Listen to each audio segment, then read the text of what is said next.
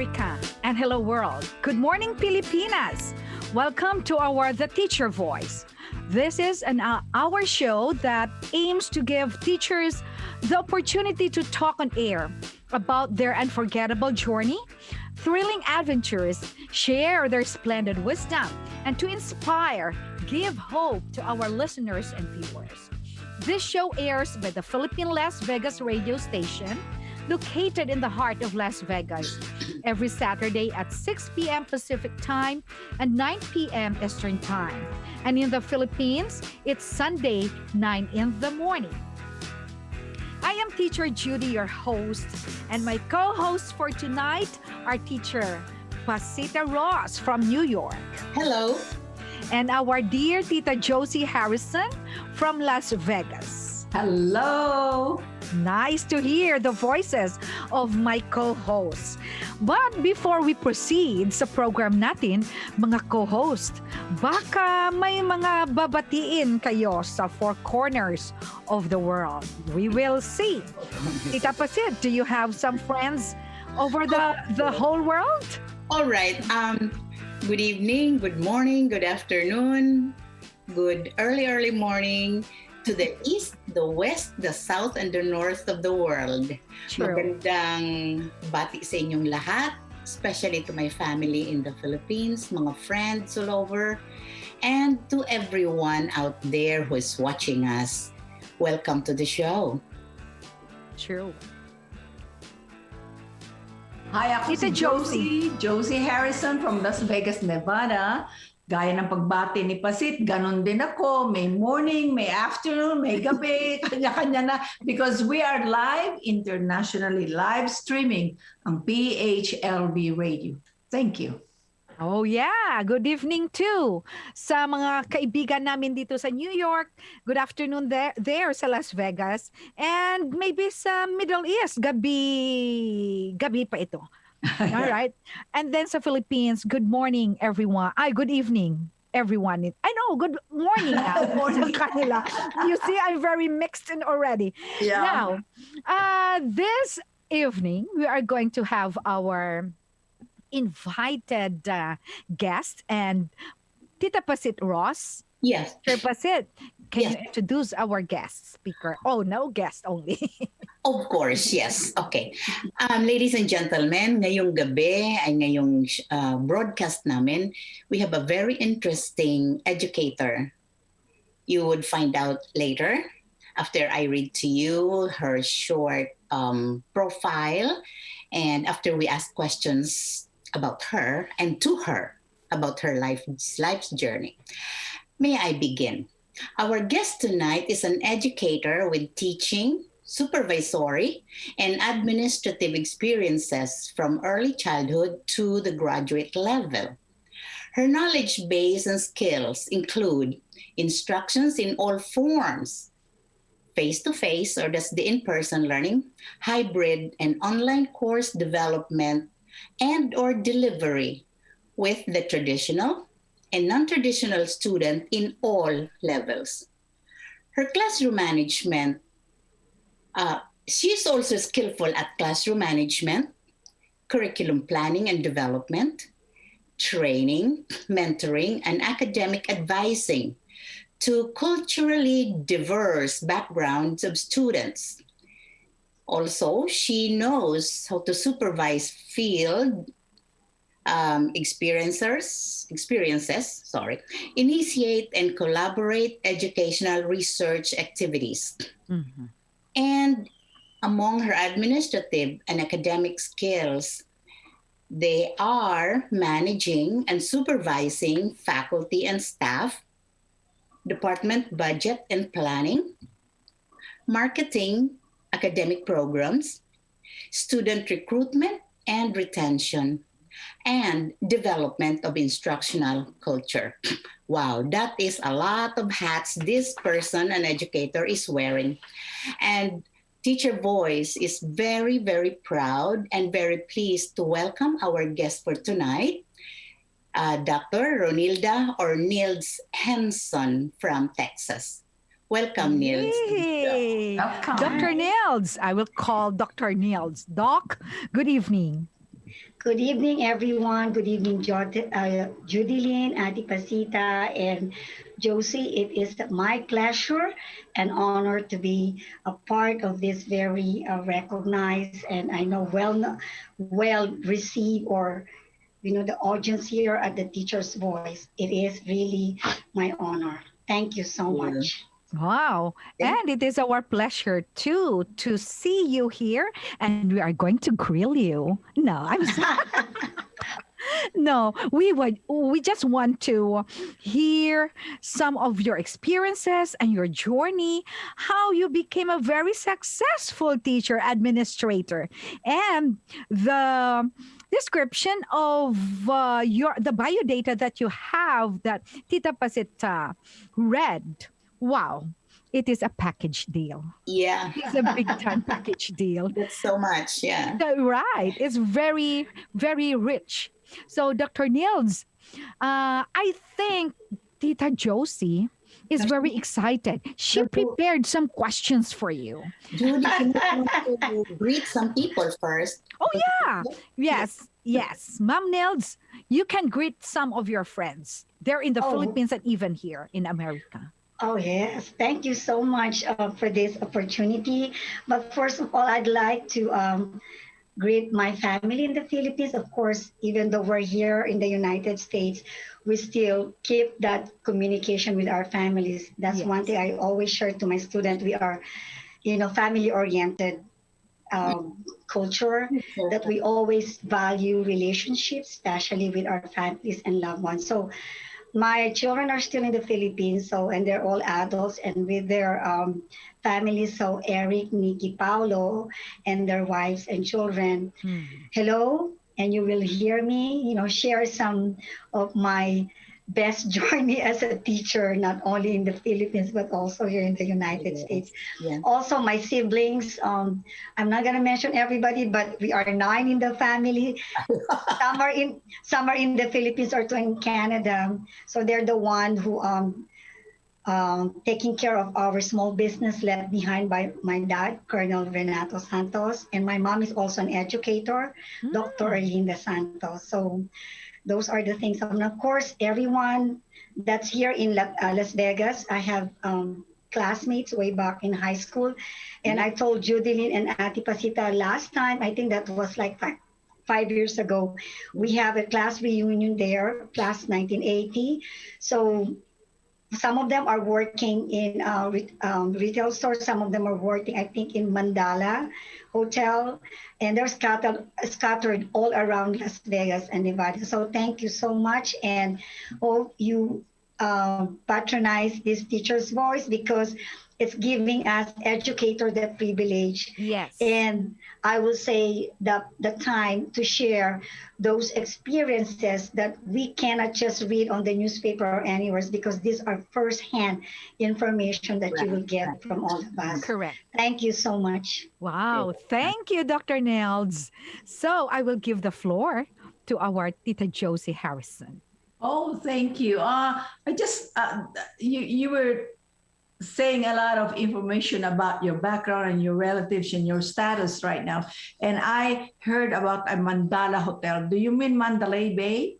Oh, I think that's it. I'm sorry. Thank you for correcting No, me. it's okay. I just said Mandala Hotel. Is that here in Vegas or what? Mandalay. Oh, I'm thinking Mandalay. Mandalay. Yay. Okay, all right. No, I have a classmate there that's working, and that's why when I heard about, I know sometime like a few months ago, there's some kind of shooting out there. So Right. Oh, yes. kind of checking one another. So Right. Yes, My ma'am. question is this. When you came to America, is New York your first place of residency up to now? Or did No, you ma'am. go to other places and then retire in New York? okay, so that's She is from Texas, Tita. From Texas. She is From right now Texas. located in Okay. Texas. yes, Oh, yeah. okay. But well, just like you said earlier, Judilyn, this is most interesting. The most interesting part of me is I did not came here as a teacher. I came here, with my husband, getting married here. And then I Oh. told him that since he knows that I am an educator from the Philippines, I want to continue being an educator. Just like I always told my dad, soldiers never die, they just fade away. So I told myself, teacher never dies, we just fade away. So, so I continue being an educator, and that's one thing. I went on a different route. Not most likely some of the educators that come here who landed their job on a H1 visa, like a working visa right away. So mine is a different one, but I'm very happy that I was able to continue being an educator. And yes, when I came here to answer your question, Tita Josie, I came here and live in Delaware. So my husband was relocating from Houston. He was born in Houston, Texas. So at that time he said, okay, I'm relocating to Houston, so to Delaware. So I came in Houston, and then we drove going to Delaware. And from Delaware, we moved to Oklahoma City to Washington State, and Washington State to Brownsville, Texas, and then Brownsville, Texas. Now I'm here in Dallas. In Dallas. But that's one thing I'm going to say to you is for every relocation that have different culture, I am so thankful that I've learned different cultures from the East, the West, and the North. So, I mean, that's a lot. And then I was able to share that back to my classroom because of all the things that I've learned from the different cultures and from the different people that I have come to face with. That's good. Before I give the table to my both co-hosts for questions, I just want to tell you that if you have relatives or friends that are in Vegas right now, please share to them my information, my phone number and my email. I will give that to you, and tell them to please contact me, and maybe we could, go out and have lunch and chit chat or what have you. I would love to do that. Wow. Yes. That's so cool. Yes, actually, Tita Josie, our group are really so close together, our high school friends. And yes, if we're planning to have a grand reunion again, we're going to invite you, all of you guys, Please, special guests. Please, yes. Yes. Okay. Thank you. Thank you. You're welcome. Okay. Dr. Nildz, where do you teach right now? And can you describe the place where you are teaching right now? Yes. Right now, I'm with Harmony Innovation, School of Innovation. So from the university and college, I went to the middle school and high school, and I'm now practicing being a special education teacher in the classroom for life skills. So How many years now? Oh, actually, I started again being in the middle school and the high school. But as an educator, I've been teaching for 28 years from early childhood to, as I go from to graduate school. Okay. And the reason being is less stress. Which one is less stress? Which one? Going less stress from the higher ed down here in the middle school and high school. I understand. You were teaching college when you were there back in the Philippines? That's what you are saying? Yes, I'm an educator. I'm a professor at the University of Pangasinan and University of Pasig before I moved here in the U.S. Okay. Yes. All right. And even here, I taught here. Yeah. Yeah. Tita Pasit, you have a question. Okay, Nildz, like I had said during my introduction of you, you are one person, one educator who's wearing a lot of different hats in the academia. And I noticed that you had all of these experiences.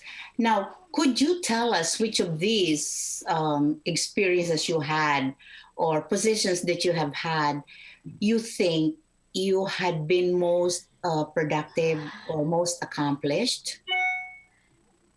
Well, that's a difficult question. Okay. Just one or two that you really, really loved and you thought, you have been very good at it. Yeah. I think being an administrator is one thing that I really like to do, to mentor, and at the same time as a trainer. Because, being a classroom teacher, I don't put myself in a box. I try to widen up my scope or my wings in a way that I can reach out, if I can be able to reach out to other fellow educators and also the students, because I think that's the gift that God has given me. I'm always thankful for that gift and talent that God has given me. Yes, being an administrator for the early childhood is something that really gave me a lot of, I will say, exposures and a lot of challenges and experiences, and especially when you're teaching special ed children, Oh, yeah. you know. So, and then teaching also in the university is something also that close to my heart, because there you need to do research. You have to make sure that you keep yourself abreast, especially that you are, talking to an older an older and adult set Oh, of yeah. educators Mhm. that getting their master's degree. So that's one thing also. When I'm teaching online for the graduate school at Concordia University, I have students from Saudi Arabia, Mm. from different parts of the world. And not only that, some of them are even a secretary of education. That's why I said in the Oh, United. really? So yes, in North Carolina. So those preparations, all the things that you need to do extra, you have to go above and beyond and go extra mile. So that's why I said it's really stress. And Oh, I'm sure when Olive was your visitor last time, Dr. Olive Modesto, she also said the same thing, because we are friends and we kind of what do you call this, share one another okay. experiences. So these are the things that we're talking about. That's why I said maybe being in the middle school and high school will be more or less stressful for me, especially that I don't want to have Yeah, yeah. not so much drama in this world. Right. And you know what? I believe that you being in contact, close contact with students with whose minds are still like moldable or malleable, I think Uh-huh. it's more productive because you're able to help them develop their Uh-huh. minds and brain and become somebody when they're grown up. So I think that's, you're right. You're right. It's really better, I think. Yes, Tita Pasita, and I'm gonna, piggyback on that. Yes, because especially if the children are from 0 to 7 years old, that's the formative years of the That's the children. best. Yeah. So that's the best where we can teach them everything. Right, right, right. There are like sponges; they can, That's learn correct. everything. Yeah. And the more we teach them younger in life, the more they will bring it back when they're gonna grow older. And that's the reason when I was in the Philippines, I have my own school. I call it Children's World Special School, where I also where this is in collaboration with my former mother-in-law. Now she passed away, but anyway, she's also an educator, and she's the one who really inspired me and my mom to continue to become an educator and to have that school, build out where we reach out to our other students. And by the way, those students that graduated there, because we offer kinder to sixth grade, they are now all over the world. They are successful. I have Wow. nurses, I have doctor, dentist, engineer, accountant students that every Mother's Day they send me an email or just greet me during the Facebook. The Yes, pride ma'am. of a teacher, right? The rewards. Yeah, those are the rewards that we get, that you get. Yes, Very ma'am. Thank you very nice. much for that, Thank you. Dr. Nildz. Uh, Tita Josie, you still have? Well, I have a comment again. Here is another a guest that we have, and the credential is enormous. It's superb, and the Yeah. position and their situation in the Philippines. They're teaching college students. I'm really puzzled as to when they apply for the job. Is it something that you guys just decide, oh, just apply for anything? When we go there, we will improve our position. Is that mainly and always the case? Is there no application whereby they categorize you as to your credentials? I feel like, I don't know, I feel funny about this, that, we're interviewing people that all credentials and all, intelligence, college level teaching, and then they come here and they are kindergarten teachers. I wonder, is it the fact that when you get out of the Philippines, you just apply like, I don't care, let's just get out of it. Is that more of the attitude and mentality of the applicants? In my case, I don't think so. In my case, I'm talking about myself. Tita Josie, I'm not with others' experiences. Since I came here, I told my husband, let me start with being an early childhood because I want to know how the system here, although K to 12 is also the same curriculum that we have in the Philippines. And by the way, we are blessed because our curriculum is the same with the Philippines and the United States. So when I came here, they credited all my credentials. So that's why I'm also a doctor here, not unlike other culture. When they come here, they will not gonna accredit it, that they need to get refresher course and some, subjects and courses that will make them really accredited to teach in the university or colleges. But honestly, I told my husband, I'd like to start with the early childhood. And then I work early childhood teacher, and then I become assistant director. And then I got the opportunity. I was able to teach as an adjunct in the university, and at the same time, I was a director for an early childhood. And then afterwards, when I saw that there is a full-time job, I applied. So what I'm saying here is I put myself step by step. So in that way, all my experience when I teach in the college or university, it's a full-blown experience that I can share also to my student. And I don't think as an educator, we just have to get what job is available. I think we are doing this service to the students. If we're going to be doing that, we'll just jump on one job that is available. I think as an educator, we need to be also prepared ourselves. So when we face our students, they will be also getting that knowledge from us based on the experiences that we gathered around. That's based on my own personal opinion, Tita Josie. Oh, okay. Okay. I just... And to add on that Thank you for that. explanation of Nildz, sometimes when we come here, it's about our goal, our aim why we go here in America. Back there, we have businesses, we are even politicians there, managers in there, teachers in there. But we will go back to our intention of why we go to America. So sometimes we end up here in working, not educators, but to just survive.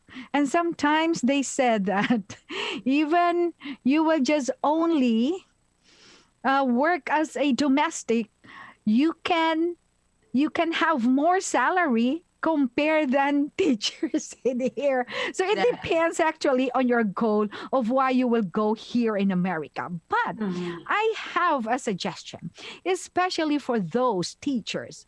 Teachers, when you come here in to America, you got a lot of opportunities.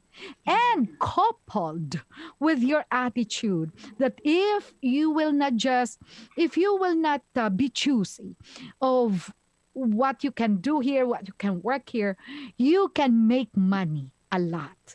So you need to have a backup talents and skills, right?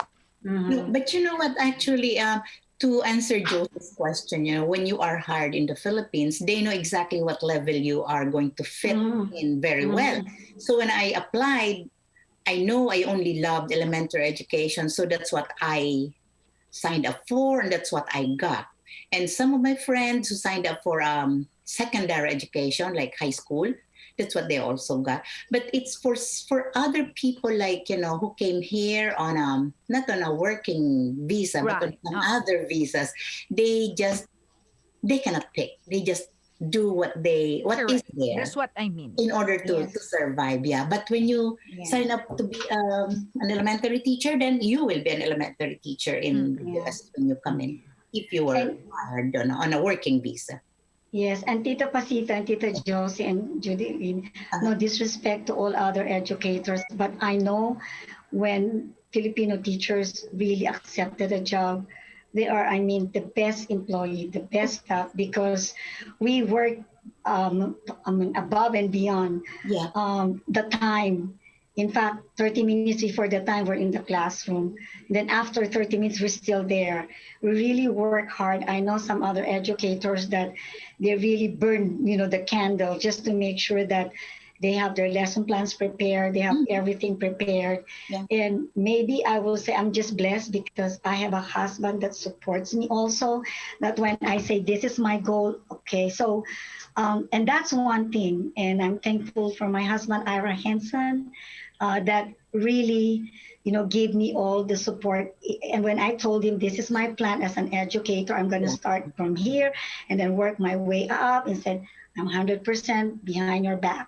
So, and that's one thing that I will say that really amazes me, why, with all these things that happening, God is still there for me being an educator. So, and at the same time, while I'm here and I do get all that experience, if I have the opportunity to go to the Philippines every other year, I do my community service. And Tita Pasita knows that for AFTA, I did my, balikturo. Yeah. And then, yes, ma'am. And I did not charge anything, even the certificate coming Yeah, from it's all free. all free. And Yeah. yes, ma'am. And these are the former universities and schools that I have taught before. And I told them, this is just giving back to you. Even the president of that, colleges and university was surprised. I said, you know what? This is one way for me to be able to return all the blessings, favor, right? the favors that you have given me. That is true. That is true. Oh, I have a question now. This time, let's go back to the academe. Yeah. Yes, Since ma'am. you're an expert on this one, the very last portion of your profile, you said that's one of your administrative and academic skills is the development of instructional culture. Can you please talk about that? Can you please clarify for our listeners and for me especially what instructional culture is all about? Thank you. Yes. Yes, Tita. The instructional culture is, remember, we have different values and different ways of, dealing with different people. So with that instructions that I have, like for instance, Asian, being an Asian. So I teach them that these are the values. So how, as a teacher, how are you going to be able to relay those lessons to your students? So if you are and here in the America, how are you going to be able to deliver the strategies, the classroom management with your students? So that's what I call my instructional strategies or culture, because, and being a teacher, we should be flexible. It's not that one fits all. One size fits all. One size fits all. Thank you so much. And that way, being a teacher, if you are in a place like, for instance, just like I told you, when I was teaching in the Eastwood, it's a different kind of culture. You need to adjust yourself.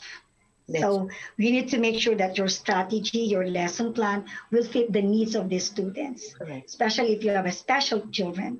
So in that way, when you handle the students, you're not going to be overwhelmed, or you're not going to be, be able to say, oh, I quit this job. Because I know some teachers that after a few days, and this student's behavior is, way beyond their control, they quit. So that's why I told my student teachers that you need to make sure that, number one, you research the background of your student, Correct. Individual student. Number two, you need to know the age, you need to know their family, their culture, and all that stuff. So in that way, you know how to fit in your instructions to those children. And then when I went to Oklahoma City, I have those are, of course, native Indians. I said, ooh, these are different. So I've learned about their culture. So I need to fit in myself about, the ethnicity, the native Indians. So how do they learn? So I'm very conscious, and I want to make sure that I don't, what do you call this, disrespect their beliefs, their culture, their values. And then when I went to Brownsville, I'm in the border of Mexico. And by the way, Brownsville is the last city in the southmost of Texas. Now, these are Mexican people, of course, Hispanic. So now I need to adjust again my mentality, Oh, yeah. how I'm going to, you know, have my strategy as a teacher in the classroom. So that's what I'm also sharing to my to my educator student in the college and university, that, you know, this is, you know, you don't have to put yourself in one box. You have to be, you know, flexible. You have to be open-minded, open heart, open soul, that you'll be Open-hearted. able to yes, ma'am, and to understand all your students. And so now that I am back in the city, I need to change again my mentality, because I'm in the city. I need to change the strategies, my pedagogical approach. So in that way, I'll be able to fit myself here, and I will not have a culture shock. That is the explanation. Yeah, Remember, thank you Nildz, very much. Yeah. you're talking, sorry, Judy, you're talking to our audience who need, I believe, to be inspired and to be ready in case they're able to come in or go to a foreign place and then teach there. Yes. Remember, you're talking to them so that they should learn from you what you know about instructional Yeah. culture and how they could adjust and adapt to the culture of their students. Thank you. Yes, Tita Okay. Pasita, and that's one thing. We should we should not be afraid to face the challenges, but be bold and strong enough to be able to really stand as a teacher. Because when you stand in the middle of the room, you got authority. So hold on that authority and make sure that you know how to handle also yourself, and don't be emotional, because when you are emotional, I'm telling you, blank, you're gonna be, you know, blank minded, and you know, anger instead of love, being passionate, and then you become upset. So let's hold on to that emotions and be there, and be, have that open mind on how to handle all the situations that you have in the classrooms. Yeah, be Yeah. calm. Thank you. I have a question. Good advice. If I were if I am going to pursue to teach special ed, Mm-hmm. me, what advice or advices you can give me as in regards to teaching these students in high school? I am just asking you personally, but for those teachers there in the Philippines who want to come to America, this is the question that we are going to throw to Dr. Nilda. What advice you can give to us if me, I will pursue on teaching the students here as a Okay. special ed? Thank you, Judy. I think that's a very good question. Number one, if you're a special ed teacher in the Philippines, and I know there are some agency that's, you know, asking for applicants. Number one, I would like for you to continue pursuing your master's degree. Because Okay. if you have a master's degree here in the United States, they will acknowledge that. They will credit that. How You're gonna about be, the Philippine master's degree? Yeah, yes, yes, it's accepted. yes, yes. That's what I'm saying. If you're from the Philippines and you pursue your master's degree in the Philippines, yes, Okay. and make sure that you have all your documents. But what I'm saying is just, you know, have the original or Yeah. have this, because when you come over here and they saw that you have your master's degree, they will have a credit on that. I'm Master's telling you. degree in special ed Special or edu- I any mean, master's degree? wait a second, you're talking about special education, right? Okay. All right. So special Okay. education. Yes. So if you're pursuing and if you want to be a teacher here in special ed, go get your special ed education there, Masters. because that will still be credited here. But if you are a master's in English, and if you want to be you know, a teacher here in English, again, they're going to also Okay. accept Okay. that here. And if you have a PhD, the more the better, because they will also have credited your PhD or your doctor here. And I'm telling you, you're going to grow. You're going to be, you know, going on the ladder.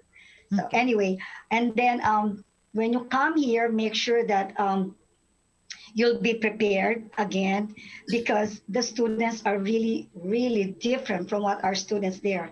I used to tell some of my co-teachers, when I look on my student like that, they will stop.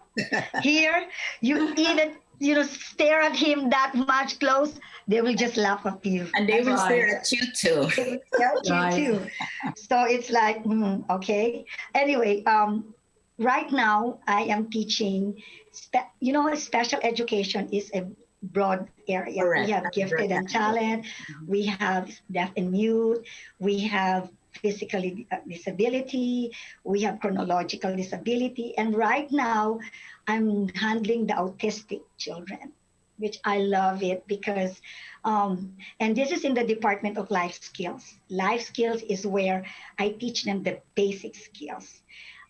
Chronologically, their age might be, especially I'm handling middle school and high school, is 13, 14, 15, 16. But when I say chronological, these are their birth dates. But mentally, they are like first grade, second grade. That's true. So I like to teach them the basic skills, the basic essential skills that sometimes in the school, at home, they're not able to learn. So going back to your question, Judy, I'm sorry, I'm going around, but just to share, be prepared, educationally, get your master's if you have, because that will give you a big edge as an educator. Number two, be prepared yourself, because our special education there is as in special education, but here you're going to be exposed to the different situation that you cannot imagine that you that you will have. So I want you to have a prepared mind, prepared heart, but most of all, I want you to maintain your calmness and peace, where you will say, my goal is to teach and share the knowledge, the talent, and the gifts that I have. And last but not the least is, I always share this to all other educators as I train early childhood teachers and SPED teachers, that, I always have this as my philosophy in Proverbs 22, verse 6. Train up the child in the way he should go, so when they grow up, they will not depart from it. And I'm telling you, teacher, as an agent of change, you and I and all of us here, educators are listening, you will make a great impact in the lives of every children or students in your life. So if you want to make that impact, be committed, dedicated, and forceful in your goal coming here in the United States. That's good. That's good advice. Okay. Tita Josie, yours? Well, I have a comment on the autism kids. Correct. When I was the district governor of Lions Club International, I was requested by the Lions Club in China to go and talk to the lions that are spearheading a program for autism. And I'll tell you, they are really involved in it. The teachers are having orientation as to what is autism, and they are being trained how to handle them. And especially the teachers were being told to be patient. That's the number one that they want to deal into, and really told them to extend it 100% degree. If they can extend it all the way, that's what they were told. Autism is a problem in China. And when I was a district governor, that is in 2015, 2016 was my term. And I was elated because I was invited to be a guest speaker. And believe me, they are all concerned about it. So I am glad that even the Filipinos are really in this program, knowing more about autism. Yeah, kudos for that. Yes, and that's one thing, Tita Josie, actually, in the Philippines, we're really way, way behind. Yeah. That's why. And one of the goals that I have is when I retired, by God's grace and mercy, I'd like to put up my own school again for special ed. I'd like to cater and reach out to our fellow kababayans in the Philippines who cannot afford to have their kids to be in the special school. And I'm going to reach out also with my co-educators here to be able to help me sustain the school, because this is not for me to gain money, but this is one thing that I'd like to help our fellow kababayan that, those services that they cannot have it here, I'd like to bring them in the Philippines. That's So I good. hope you help me with that. Yeah. Knock at my door when you started. I will definitely, Tita I'll be there for Josie. you. Yes. Thank you. Yes. Yes. Thank Tita you. Pasit? Yeah, you know what? It's really, really sad in the Philippines. Special education is only discussed and talked about, and yet the Department of Education, the government actually, isn't into providing the support and by way of special schools for these children. It falls mostly on um, community organizations, those social civic organizations, to put up or give support to families whose children are especially autistic, because autism is not only in the mind, it's also the social ineptness of the child that needs to be addressed specially. So autism is, I think, a little bit more difficult than the regular, mahina ang utak. It's not just Intellectual disability. right. It's not just that. So I am wondering, is there? I don't know, Nildz, because I know that you have a school. Is it still on? A school in the No, Tita. I will close it because nobody's minding it. Okay, now. So Yeah. now And my mother-in-law, I'm sorry, my former mother-in-law died. And yeah. I mean, Yeah, so it's they not, just okay. Wala nang ano. So, if you are intending to, but your retirement is still a long way to go. So I hope that you don't change your mind, when you get there. Anyway, it's really, I don't know what we educators in the US, Filipino educators in the US can do besides opening a school, which personally I can't because I don't have the training. My master's is not on special education. I wonder what we as a group here can do, for our special education students there. Do you have any idea besides your plan to put up a school? Tita, yes, I did. Actually, when I did the AFTA Balikturo, I went to Pasig City because formerly I was teaching in the University of Pasig, and a colleague of mine, now retired, she's now consulting in the district of Pasig City. And then she told me that, hey, can I invite you to speak? I said, sure. So she had this group of teachers that she was mentoring. And then I shared to them what is, special education here and what is there. So it's like a workshop, a training workshop that I gave to them. And at the end, they were thankful that additional information was provided to them, that, I really gave them some practice on how to do it as a SPED teachers. And then what I did was I came back here. I have a nonprofit organization that I belong to. I'm a board of director for Infant and Family Agency. I am a secretary for Philippine American Chamber of Commerce here in Texas. I am also right now vice president for Fil-Am in Brownsville.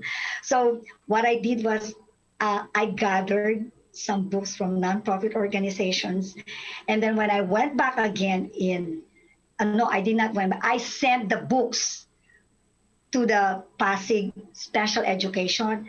They were so elated and so joyful. So I sent that. And then when I went also to Pangasinan, University of Pangasinan, which I was also a professor there.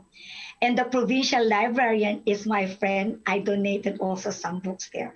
So right now, that is now, I consider it as a ministry. So every year, if I see educators and I said, hey, is there some books that you want to share? Because I'm sending it. So what I'm doing is I put them in a balikbayan, I freight them, and it's all I need to do is just go around different nonprofit organizations, put them in a box, and then send it to them. Okay. So I hope to do it again this year. Tita Paz, if that is something, a project that we can do here in the Voice of No, after does that. After This is that, good. we collect books and send them to the Philippines. Now, I have a job for you to do. Now, we are we are in a pandemic, and since you have connections there, you have this person who can gather teachers. What if you do an online course or online seminars and workshops, make an hour or two for on autism or on any special education subject, since you cannot go there because of the pandemic, you can do that online. So Yes. I'm assigning you to do that. No, Tita Pasita, I've been doing that already. I've been training teachers for early childhood and SPED online. I've been doing it Okay, then keep already. doing it now, especially for special ed. Yes. Okay? Yes. Yes, Good. Tita. I've been doing you. that. Thank you very Thank you much. We also. have 12 minutes left.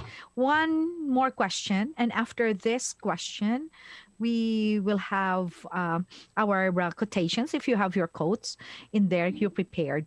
I have a question, a last question for you. And this question is, what are some of your challenges that you have experienced in teaching special ed? And how did you meet them? And how did you manage them? Yeah. Mm-hmm. Well, like, As an autism teacher? yeah, as a life skill. Yeah. That's good. Well, right now, okay, before I have young kids who are really, when they are out of control, they will just go around, jump, Yeah. hurt themselves. Throw things. Yeah, I mean, there's a lot of things that, because they cannot really verbally express themselves. So through whining, through just jumping, but they don't hit, some hit people. The thing that I do first is, make sure that some other teachers who don't have any experience on that will be out of the scene. So in that way, they're not going to be hurt. Because one thing that I always do here is safety, not only of my student, myself, but everybody that's around me. That's why we have this CPS training. This is for prevention, that intervention. So RSS prevention intervention. So that's one thing that I have. So what I do is I just keep myself calm.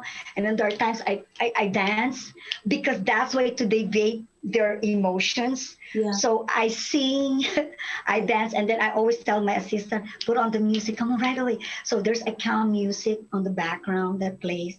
And you know what? It soothes their aura, Their emotion. Yes, and they calm down. Because the more you say, hey, and the more you say, hey, stop it, Yeah. the more they're going to throw their tantrums, they're going to anger. Because we need to have their emotions calm down. And one way to do that is when they see people happy and not really stressed or very, agitated, Correct. they're also calming down themselves, Oh, especially right. music is very important. Special ed teachers in the Philippines, even here in the United States, I find music very soothing to the spirit, to the as a whole, in that person, perception of how they will be able to control themselves. Oh. And then afterwards, as if there's nothing happened. So I'll just say, wow. And then we clap and we sing. And then that's it. And everything, especially now that I have a student who is like almost 6-footer. So that's why everybody was shocked. How do you do that? I said, you know what? It takes, number one, I'm not a religious person, but I always come. When I come down, it comes with a prayer that Lord give me wisdom, Lord give me guidance, help me in how I'm going to be doing this situation. So I'm not a superwoman, but when things, I call it a meltdown, by the way, Judy Lynn. When they have a meltdown, I should be on my total concentration and focus on what I have to do. So in that way, I'll be able to do what I should be doing as a teacher. Then after that, they come back, they sit down as if nothing happened. Wow, Nothing. that's so beautiful. Yeah. Beautiful. So Wow, to be a teacher, sped teacher, you need to be creative. You need to be very strong. Resourceful. You need to be Yes. very strong, right? And your concentration, because they are not that normal as what we expect. The regular students are, yes. Yes. So thank you very much, Dr. Nildz. And before we leave, we are going to have our quotes, and we will go to Tita Josie. Okay. Mine is life is short. Break the rules. Forgive quickly. Mm. Kiss slowly. Wow. Love truly. Laugh uncontrollably and never regret anything that made you smile. Hi, I love that. Thank you. Thank you Very very much. timely. I know. Thank you. Timely. Okay. Tita Pasita. Yes, you know what? I think this fits exactly very perfectly with our last discussion. You know, how to calm down an angry, a stressed out child, a child who's so agitated. So, Nils, what you said is, I think, very, very true. Here is the quote that I found, I don't know where. Okay, it says, every negative thought is a down payment on your failures. Every positive thought is an investment on your success. So be positive, be successful. Negative, failure. True. Yes. Yeah, so I think, we should remember that. I think anywhere, everywhere we are, whether we're a teacher or just a be driver, positive. whatever we are. Exactly. Correct. Thank Exactly. I love that. So Mm. simple. Dr. Nils, before you will have your quotes, you can say something first, like your last message to our Viewers. watchers. Yes. Yes. One thing for sure is being a teacher is not easy. It Mhm. takes a lot of, effort, time, dedication, and commitment. If you like what you do, you will go above and beyond. So that's why I always tell my students, especially those student teachers that I have going to be educators, if you don't feel like you are only here because of just personal gain or financial, you're not going to be rich because teachers doesn't really have enough money, or we are not really salary paid high, unlike other professions. So I told them the door is always open wide. That's what I always tell my student. You can change your mind, good, but if not, then this is going to be your ministry, because being a teacher for me is not only a career, but it's also my ministry. Advocate. Because I always hear my mom, I always remember my mom, that a teacher has a wings. We are closer than anybody else in heaven because we have a lot of children in our hands. You should have a lot of patience, tons and tons of patience, and a lot of love, because we cannot give what we don't have. So if you don't have love, we cannot give love. If we don't have patience, we cannot have patience. And most of all, what Tita Josie and Ate Pasit have said, we should have calm and peace in our heart, because we know that this is the vocation that we choose to have, being a teacher. And I'm telling you, teacher never dies, they just fade away. Okay. Thank you. All right. So it's a very good it's a Right. very good reminder. Now we're ready for our the quotes, teachers. right? Right. Yeah. So mine is this. It will summarize these three quotes you have. Sometimes what a person needs is not a brilliant mind that speaks, but a patient heart Okay, that listens. correct. Right? Amen. Sometimes it's good to be just quiet. There is power all the time. There is power in silence. The more we are quiet, the more we can think, and our minds are working, functioning. So, ladies and gentlemen, thank you very, very much, Ma'am Nildz, that you came over and share your journey and your wisdom. Thank you to my beautiful co-hosts, Josie Harrison and Pasita Ross. Thank you very much. Thank you, Filipinas and America and all over the world. Thank you. Thank you and goodbye. Bye. Yes, Goodbye. bye. And mabuhay ang mga Filipino teachers. Correct. Yes. Mabuhay. Mabuhay. Thank you, Judilyn. Good Oh, job, yes. Pasita. You're welcome. Good job.